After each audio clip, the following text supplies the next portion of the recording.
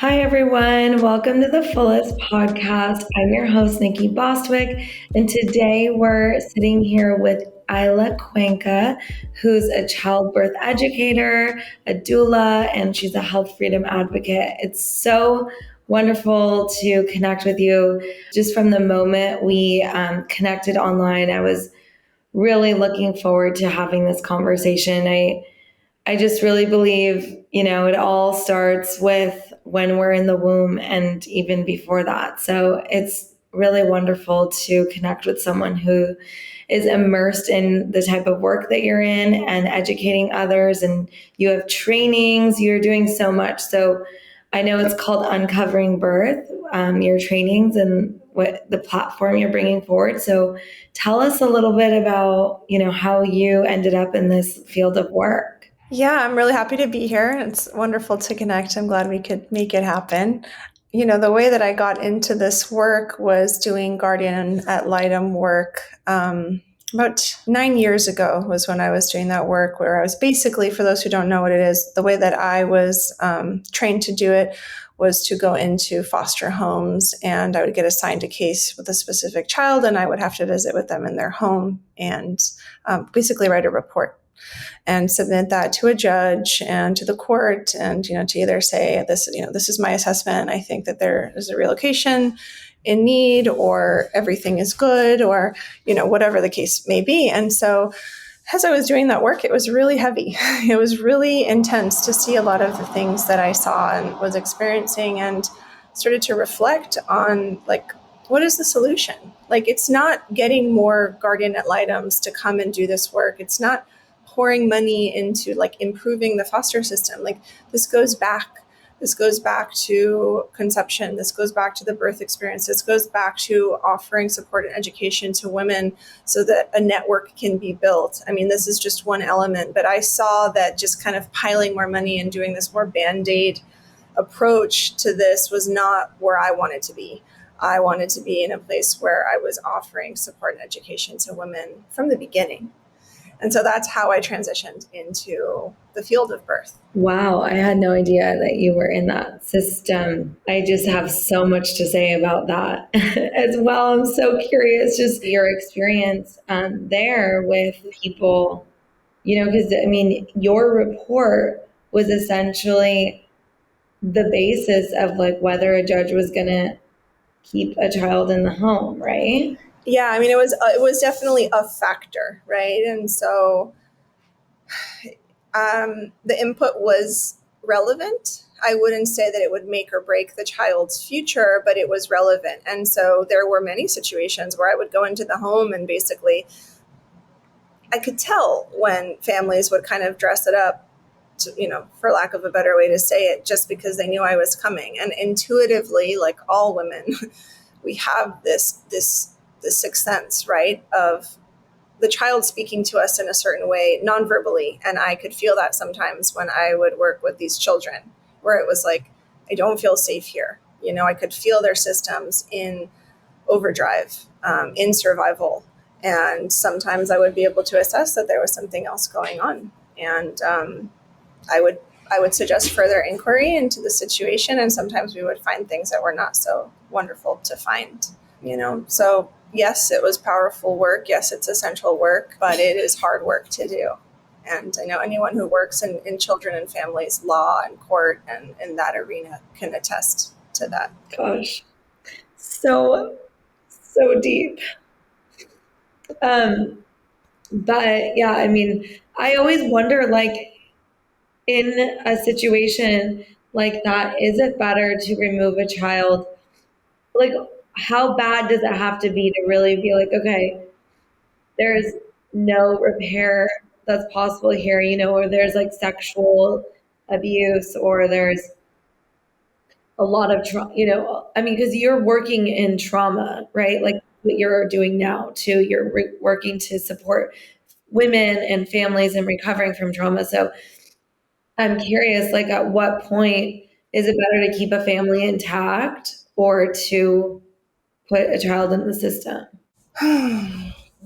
That's difficult because when a child is with their nuclear family, regardless of like what we perceive to be right or wrong, or like what's essential for them, what we think is best from our outside perspective, it's very nuanced. I think that sometimes it really is about the child not being separated from the mother.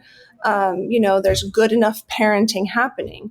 However, there were situations where the child was exposed to drug use, was exposed to volatile and physical violence, right? And so there is a breaking point that comes, and that's why, it is hard. Some random person like me comes in, makes an assessment. I don't know the background. I don't understand. I just see what I see from a perspective of, is the child safe or not?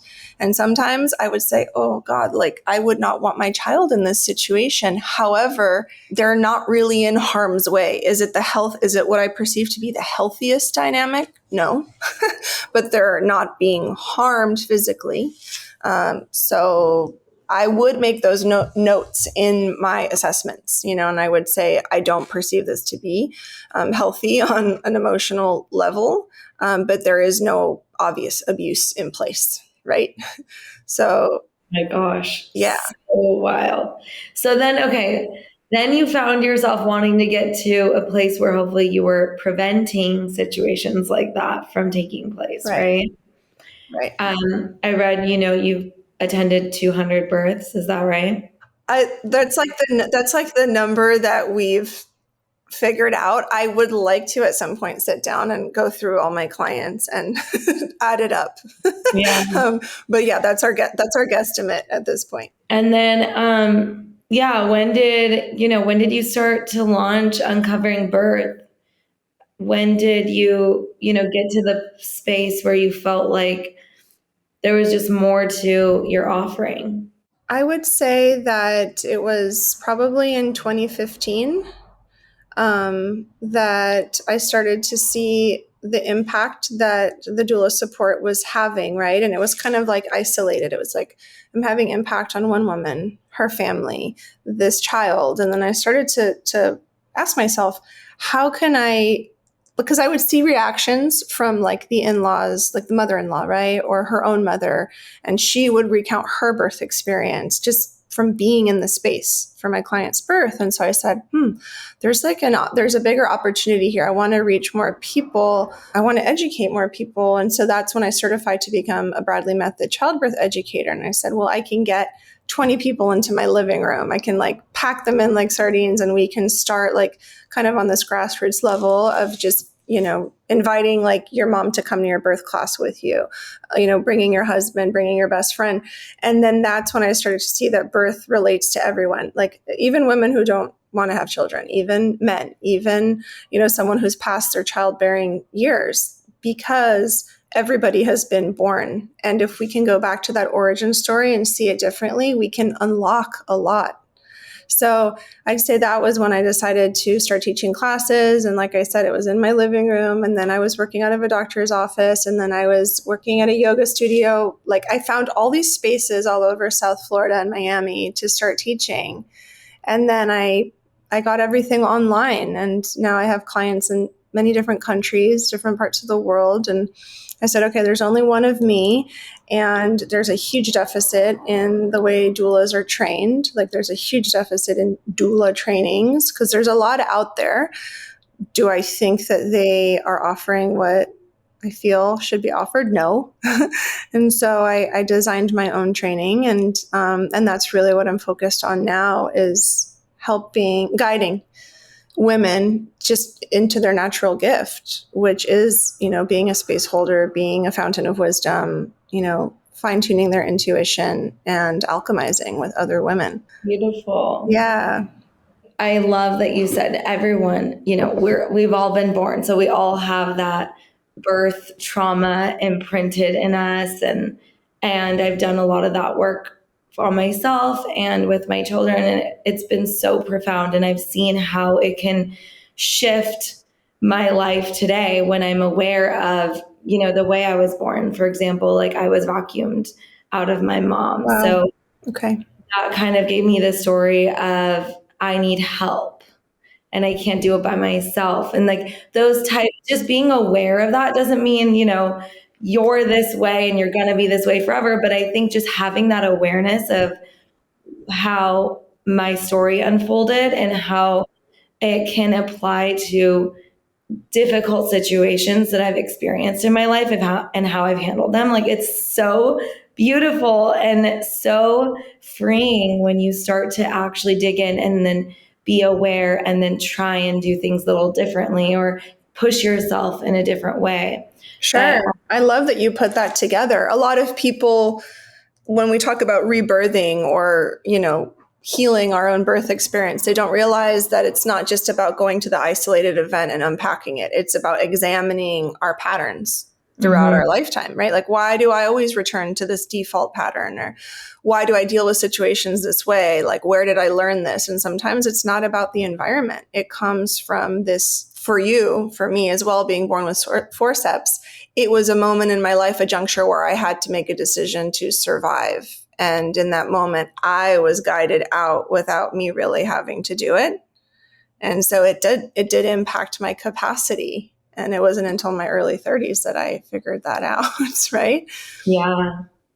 And so in terms of your doula training, a lot of different trainings when we go back to talking about yoga training, like I was in a yoga training program a decade ago or more. And a lot of these different trainings, it's about working on yourself, right? Before going on to support others. So I'm curious, like if someone wanted to start or is interested in the field of work that you're offering in terms of becoming a doula and tapping in, like you said, it's all about tapping into your own intuition and knowing that like you're connected and you can sense that and be that support for another woman.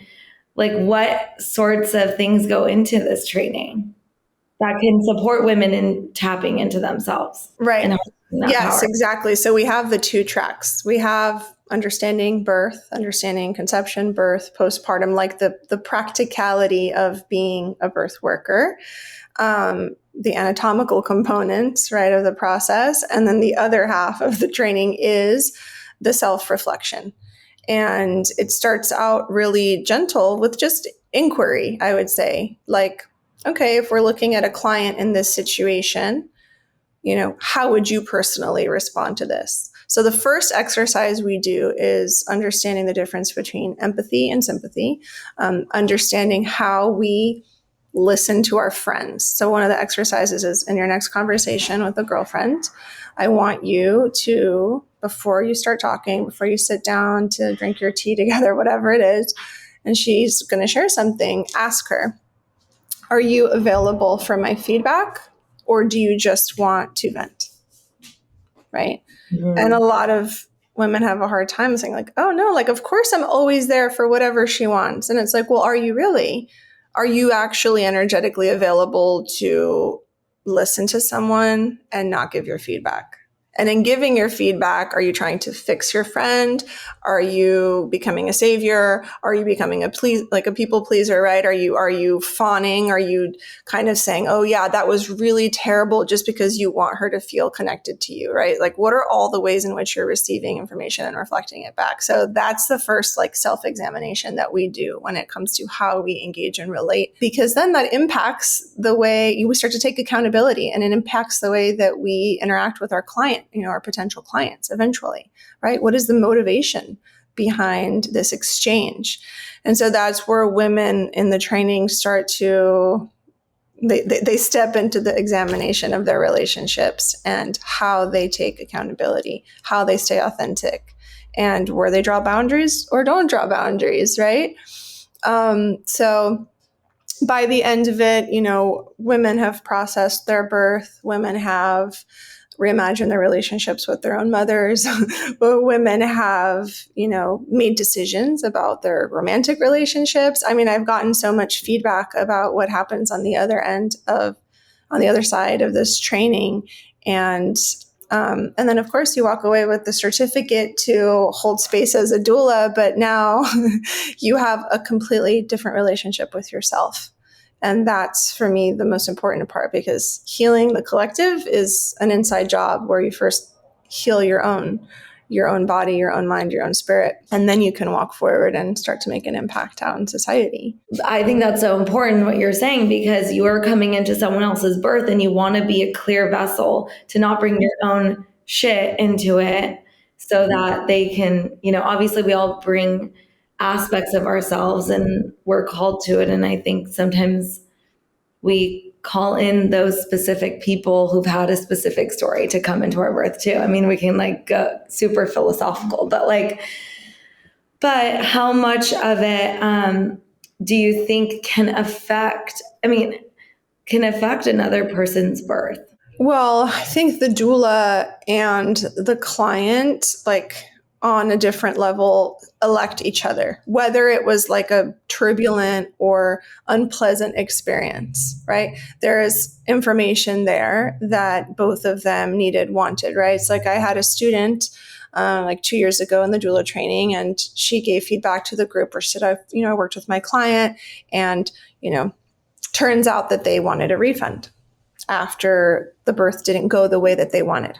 And they felt that the doula was responsible for that. And so she said, what do I do? Do I offer the refund? And so we ended up workshopping that with the group. And really what it came down to was her belief system around, am I worthy of actually receiving money for the work that I do? Mm-hmm. Right? It had nothing to do with the birth or did the baby pass meconium and then did the C-section happen or did it not? It was really let's focus in on the belief that brought you to this place, which is that you don't actually believe that offering this work merits financial support in return. And what is that?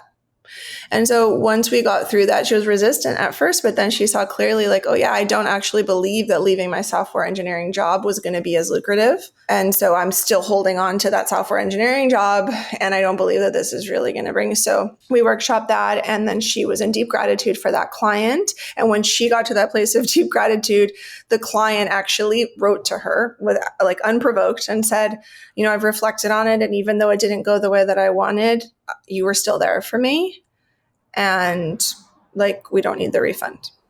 So wow. She, these really beautiful things happen. And what this doula had was our container to alchemize that, mm-hmm. which is what I feel many doula trainings lack, right? Which is this intimate container. We're live, we're together. It's not pre-recorded. I cap it at 10 people every time. And that is the little cauldron that we're in together, because she could have gone on and said, I'm not even going to do birth work anymore because I can't deal with this, right? But once she took responsibility and saw how she could actually be in gratitude for this lesson, it shifted, and now she has a successful business. But it took confronting that kind of belief that oh, I'm not actually worthy of receiving money to do this kind of work.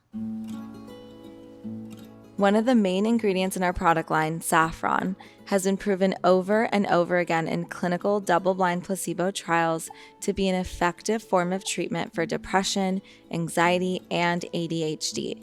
Saffron has been used by many cultures for thousands of years for these purposes, and now the research is here to finally back it up, proving that plant medicines and ancient healing practices can actually be an effective alternative to pharmaceuticals. From caffeine-free latte powders to saffron baths and capsules, there's something for any modern woman looking for ancient healing. Again, that's code FULLEST Podcast at checkout for 15% off. I hope you enjoy your new daily saffron ritual. If you haven't discovered Surya yet, you're in for a great experience. Just like people say, their line of natural products are as intentional in their production as they are effortless in their practice. The fountain of youth is real, and it's so true. I love their products so much. I love their products, their treatments. They're 100% natural, botanically potent. Everything is handcrafted, and all of it is deeply rooted in Ayurveda. Marta, who is Surya's visionary, put decades of dedication in crafting this healing skincare line. Some products use 45 herbs, 10 oils, goat's milk, camel's milk. She infuses it all with her mantras, moonlight, and love. You genuinely feel the care and devotion in every drop, the same as if you've ever had the chance to visit Surya. 2 Surya therapists working in perfect synchrony with body oils brewed just for you. It's honestly transformative. I really love that the balancing face oil and balancing collagen cream, which my husband also uses with me, they use them during their treatments. It's exactly what you can get for daily care at home. They also have healing 3-pound bath soaks, body oils that calm you, cool you, or energize you, and their incredible almond flour breads like gingered peach and turmeric at Air One or online. Surya is a wonderful world. I also love their Discovery set, which is great for gifting. It's got the cream, the oils, some all-natural lip therapy, and a special Kansa wand to apply it all. If you don't know what I'm talking about with the Kansa wand, you'll definitely want to check this out. It's so nice when you use it on your skin after applying the oil and the cream. Surya is the real deal. Their inner and outer beauty. I love it so much. I stand by every product that they make, and I'm just excited to share it with you guys. I've incorporated it in my daily routine for over 5 years now, and I'm so happy to partner with them and know them, and I know you'll love it too. And I think that happens probably a lot in this line of work, because I think that women have been told that, I don't know, like I've heard that a lot, at least, that, oh, doulas are expensive. Oh, I don't need a doula. My husband's going to be my doula.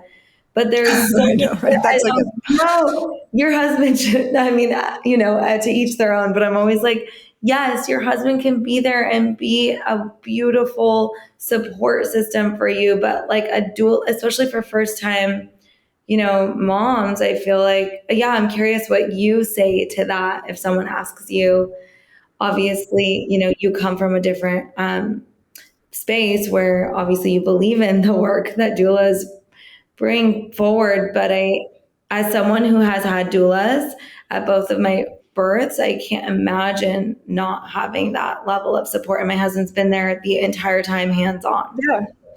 Yeah. I mean, just to the first point you made, that is feedback about doula work is like, oh, it's expensive. It's not essential. It's, we could do it without. And I think a lot of doulas subconsciously also believe, like doulas and clients, people in general believe this is like humanitarian work. This is work to support women. This should be free. This should be part of like the package. Why do I have to pay for this? And I get that. Historically, women didn't have to pay for it. We were in a setup in a cultural fabric where it was just built in to the way women birthed. That's not the case anymore. Now we have to recruit people who are specialized in this to support us, because our neighbor doesn't know what's going on. Our sister doesn't know how to do it. Our mom, it's like there's too much there, right? Sometimes there's too much baggage with our own family members. And so we want this neutral support person who can hold the space, who has the knowledge, who can kind of fill in all the gaps. And so when people say, oh, my best friend is going to be there, she's really into birth, or my husband's going to be there, I would say there's sometimes too much of an emotional tie. It's kind of like too close. And we have to remember that the husband is having his own experience as a father, his own birth experience. And so to expect that he's going to hold space as a woman would is unrealistic. And I mean, the father of my daughter, he was an incredible support, and I loved having him there, his presence there. But there were many times that I just said, I want a woman here. Like my midwives are not support people. They're not doulas. They're medical professionals. They can step in and offer nurturing words of support from time to time, but that's not their role. And my ex-husband didn't want a doula because he's an incredibly private person. And I was like, okay, there was almost like a compromise, like we'll do a home birth, but no doula, just us. And so I was like, okay. And, and I knew. And so when I was in the birth, I just remember repeating, like, I just need to look into a woman's eyes. Like I need the feminine reflected back to me, and I remember having that feeling. And so I would say, if it's something that you feel like is out of reach for you because of the cost or whatever it is. Like, it is so much more of a worthwhile investment to get childbirth education, have a doula, have the birth that you want, versus all these little things like we ask for at a baby shower, right? We think like, okay, I need like the little socks and the mittens and the like Bluetooth, whatever, and the camera, like all of those expenses that once you get to the newborn stage, you realize I didn't need 80% of the stuff. That money could be allocated to support you having your ideal birth experience with real live support from human beings. And then once the baby comes, week by week, you start saying like, oh, it would be really cool for us to have that one thing. We could use it. You'll start to learn your baby, know your baby. And at that point, that's when you can start trickling things in that are actually going to serve you. But to like, you know, so I'm just saying this is a way that some women can still have that, you know, but it's all about priorities at the end of the day. I completely agree. I feel like you said, like people just don't know what's going on. And the only thing that our society has taught people is to just hoard a bunch of newborn stuff, half of which, like you said, most of which you don't need. You don't even need a crib, but that's a whole nother thing. Like you really just don't need much. And then, yeah, instead of like spending all that money on the after, like clothes, you can just spend it on the actual birth process and the support and even aftercare for women, the postpartum support that the woman is going to need. And then one by one, yeah, buying it as you go when you need it is actually like such a better idea. And there's this, I don't know if you've heard of Little Honey Money. Mm-mm. But it's this platform actually that's really cool. And women can go on and instead of, it's kind of like one of those registries, it's a baby registry, but it's like for the mom to use. So you know, if you were on there, then they could pay for, I mean, it wouldn't be you, but it would be like maybe one of your doulas or you specifically if you're still seeing patients, and they could like pay for a doula. They could pay for their postpartum Ayurvedic massage that I always recommend people or whatever it is. Like, I think that's the level of care that we need to remind women that they need, that yes, in today's world is a luxury. And unfortunately we do need to pay for, but it shouldn't be a luxury. And the more we normalize it, then the more people are going to prioritize it, like you said, and then we can go on to hopefully eventually having it covered by insurance or having people offer that as a way, hey, you know, instead of like necessarily buying a stroller and a crib right away, I'll pay for your doula, I'll pay for your postpartum support, and you're probably not going to use the stroller right away. You can carry your baby in a baby carrier for a good amount of time because like they want to be with you. Right. Actually. They want you to hold them. Like, so that asks women to also make an honest assessment of the kind of parenting they're interested in participating in. Not just like, oh, you know, this is what my friend said I should do, or this is what I read online. Like really take the time to, you know, if you meet with a doula just for one session, a prenatal session, she could support you in figuring out, like, do I want to practice attachment parenting? You know, do I, like, what kind of postpartum experience do I want to have? You know, and some people might say like, oh, my mom's going to come by, you know, twice a week and help me. And it's like, well, what's your relationship like with your mother? Is that something that is going to benefit you in this time? Or would it be better to invest some funds into a neutral party where the person comes, they don't have opinions about how you do things. They're just there to support you, right? So there's a lot to look at. And it is, unfortunately, it is this way now. We're just not, like I said, we're living in a different society, and it is a matter of priorities. And you mentioned the word luxury because one of my students recently in the current doula training, she said she owns a daycare company. And she said, you know, I have so many clients where it's just a luxury for them to like do a childbirth class. It's like a luxury to like take 20 minutes a day to do prenatal exercises. And I said, well, what's 20 minutes a day? Can we make an assessment on how much a woman is, you know, scrolling on TikTok, for example?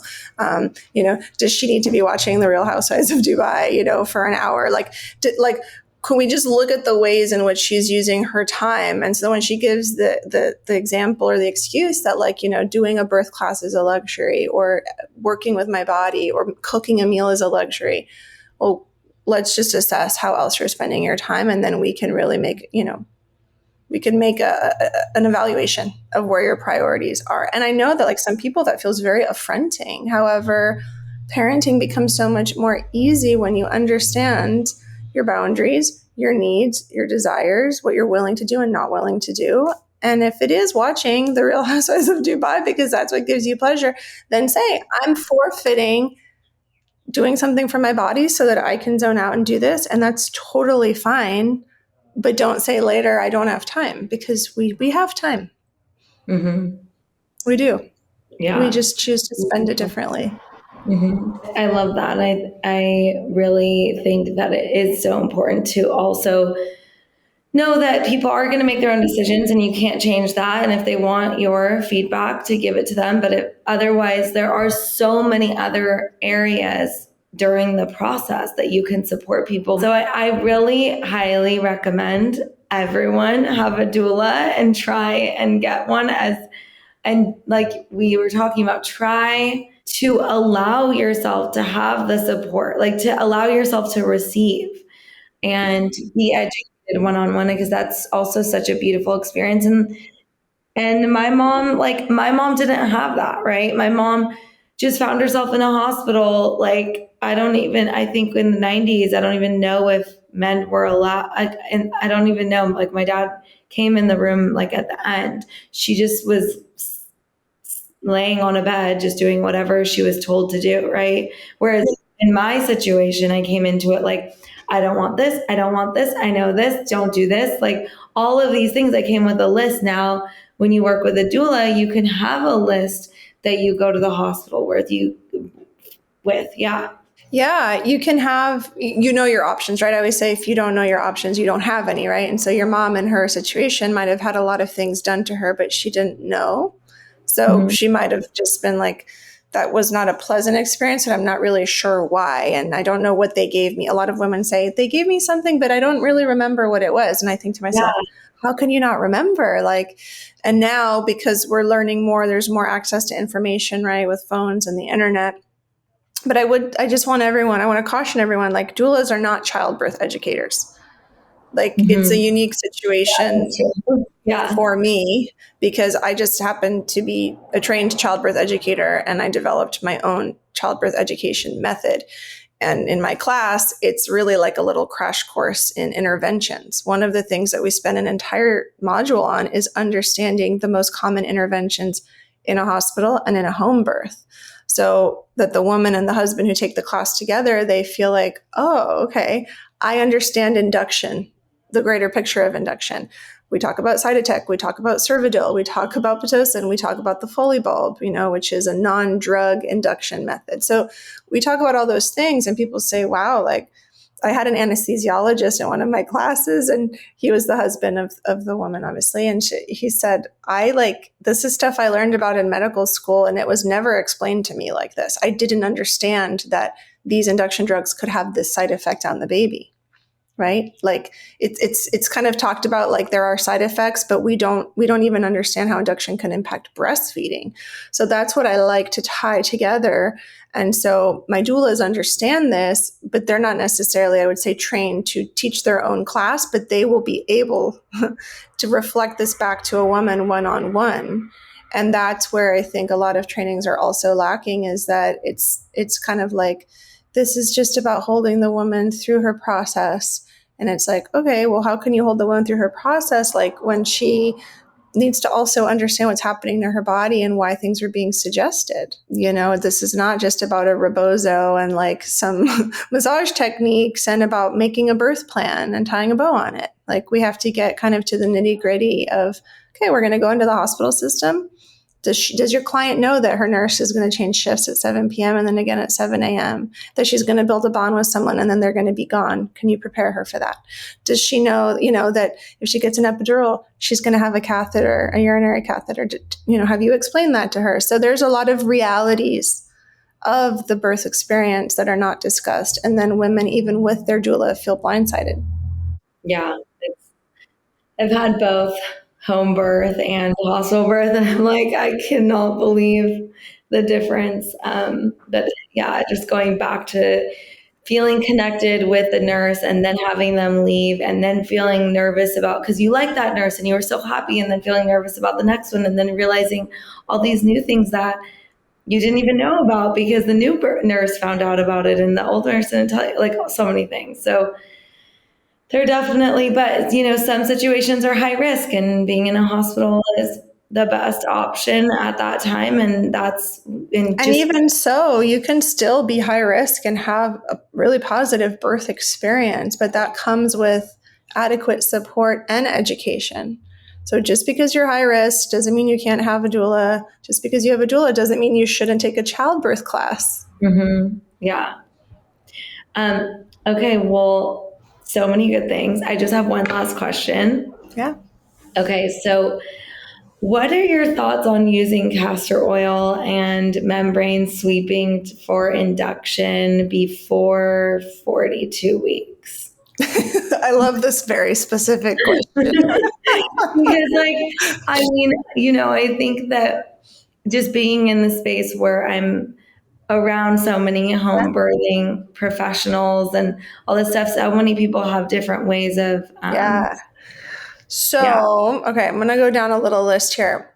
The reason I don't prefer castor oil for induction is because castor oil is a laxative. So what I have personally seen is that when a woman takes that, the baby will typically pass meconium also, right? So the woman is exposed to a laxative, the baby's exposed to a laxative, the baby poops in the womb, and now you've created a high risk scenario for yourself, right? So for me, castor oil is like a last resort scenario. And, and just to be clear, like just because it's not a drug doesn't mean that it's the safest thing to do sometimes. Mm-hmm. Right. A lot of women have come to me because there's this like hype going around, or like maybe a rumor, I'm not sure what the term is, misinformation, I don't know, that women should start pumping while they're still pregnant to reserve colostrum in case they can't produce it after the birth. Unfortunately, what's not explained to them is that pumping is probably the best way to induce your labor, right? And so I've seen women in this kind of fear space, we're a culture that's really big on insurance policies, right? So it's like, how can I prepare for this and avert crisis by taking these steps? So they start to pump to get colostrum and freeze it, and then they can actually disrupt the natural process of their labor unfolding. They can go into premature labor, which is dangerous. And sometimes they can start labor, then it's false labor, and then they go to the hospital, and then they say, oh, you're 36 weeks. There's an issue here. We need to keep you, and it can get complicated. So I would say women historically did not start pumping colostrum before their birth and then storing it somehow. It's not necessary. And just ask yourself, why am I in this fear space? And then there's membrane sweeps, right? So sometimes they'll do a vaginal exam, after your due date, where, it's a little bit more intense. It's a little bit more, I would say, aggressive, where they're going to agitate the membranes, right? The amniotic sac, to see if that can jumpstart the labor. Unfortunately, what can happen with that is sometimes they'll rupture the bag of the amniotic sac, and it can release the woman's water. And now she's on a ticking clock where she needs to go into actual labor within 12 hours. Otherwise, they're going to suggest antibiotics. And then she has to make a choice of receiving antibiotics or not. And then she has to be in the hospital. And now everything's changed. So I say, work with a provider who has a really deep confidence of birth, understanding the natural unfolding, and saying, hey, if you go to 42 weeks, it's all good. All we're going to do is just listen to the baby, check things out. If baby sounds good, let's just keep going day by day until baby arrives. That's really the kind of practitioner you want to work with, not someone who's in this more alarmist space of just telling you now, if it's 6 days past your due date, I'm not letting you go any further. You're going to have to get an induction, right? So now you're in this constricted kind of black and white space with your provider, and it's not a good place to be in. And so someone who's going to suggest breast pumping, walking barefoot in the grass, sexual intercourse, all of these other gentle, safe ways to jumpstart labor before going to these more extreme routes like castor oil, Pitocin, Cervidil, things like that. And now you want to work with a doula who can offer feedback on that. And so again, what kind of a doula are you working with? What kind of a midwife are you working with? What kind of an OB are you working with? Oh my gosh, you're just such a wealth of information. Thank you so much for joining us. And please let people know how they can connect with you. Yeah, I mean, I'm on Instagram, Eyla Cuenca Birth, and we have two websites, eylacuenca.com and uncoveringbirth.com. And so on Uncovering Birth is where all of our offerings are. And we have the doula training twice a year. We have an incredible foundations course. So even if you're just like, I don't know anything about birth, I just want to learn, the foundations course is a great place to just get this deep knowledge. And, if you want to conceive, the foundations course is great as well.